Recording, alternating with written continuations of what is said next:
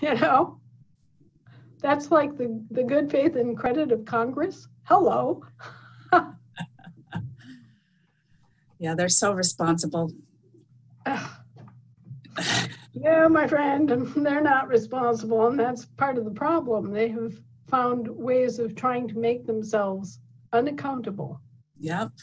They escaped the prudent man standard when they ceased to function as fiduciary deputies, and they have increasingly failed to respond to the concerns and needs of their constituencies, so that finally they're just like a bunch of wild horses out there at the trough, you know, feeding and jostling each other and biting each other and carrying on and just being like wild creatures.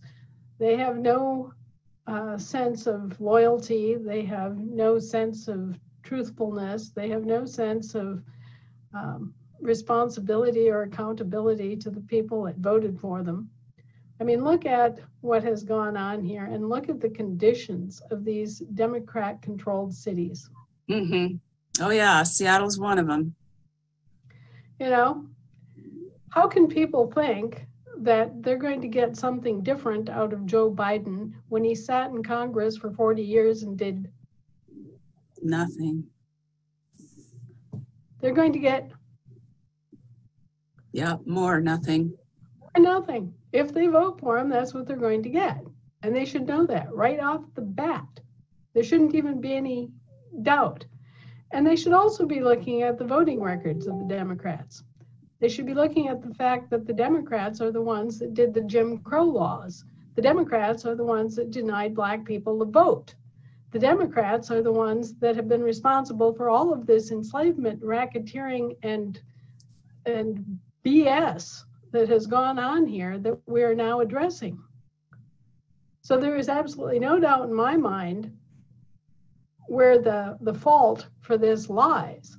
And it's a large part of it, especially all of the social engineering and the deliberate dumbing down and the deliberate impoverishment of people belongs to the Democratic Party.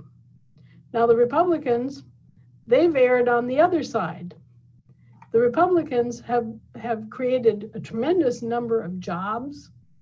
They've created a lot of do-gooder programs, but they've erred on the side of big business, thinking that, oh, well, if this was good, then more is better. And there has to be a balance between the big guys and the little guys, between the unincorporated businesses and the corporate businesses. And so by erring on the other side and trying to roll everything into the incorporation side of the business world, the Republicans have their share of blame. Oh, I think they both need to go. Yeah, well, the end of the political system as it has been is mandated because those are private things. Those are private corporations. They're foreign corporations. They're under contract to provide us with certain stipulated services, and that's that. So, you know, if they're going to have their snake pits and they're going to wrangle over all this stuff, and they're going to have their political parties, which are, after all, just political lobbies. These are lobbyists. Right. Okay. That's their business, but that has nothing to do with the way our government is run. Our government is run by fiduciary deputies that are accountable to the people they serve. It's a whole different concept. Yes, it is. It has actual accountability in it.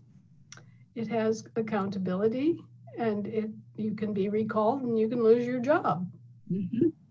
And people that seek, okay, here's the thing. People who seek to fill these jobs that raise their hand and say, okay, I'll be a fiduciary.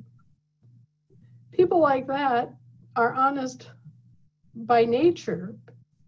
They're making a sacrifice. They're setting aside their own lives and their own work and their own self-interest for a period of time to serve their country. And that's the way it should be. Mm-hmm. These other yahoos are sitting there and they're going, well, let's see. I failed as a grocery store owner. I failed as a convenience store clerk. I failed as dog catcher. I failed as pastor of a small church.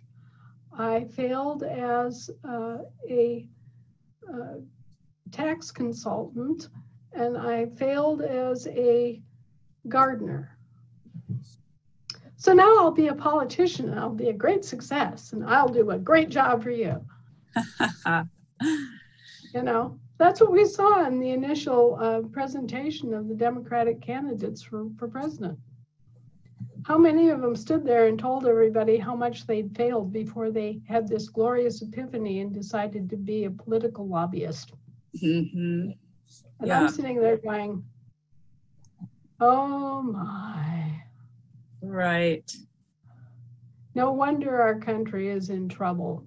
Right. We've created an opportunity for losers, Yeah. for people who have no credibility, who have no skills, who have no background, who are just absolute nothing but failures, to suck up to the public trough and have control of that trough.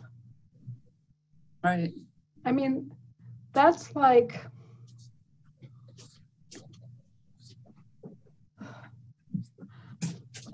having the biggest pigs at the trough, because it's that rare combination of stupid and greedy Mm-hmm.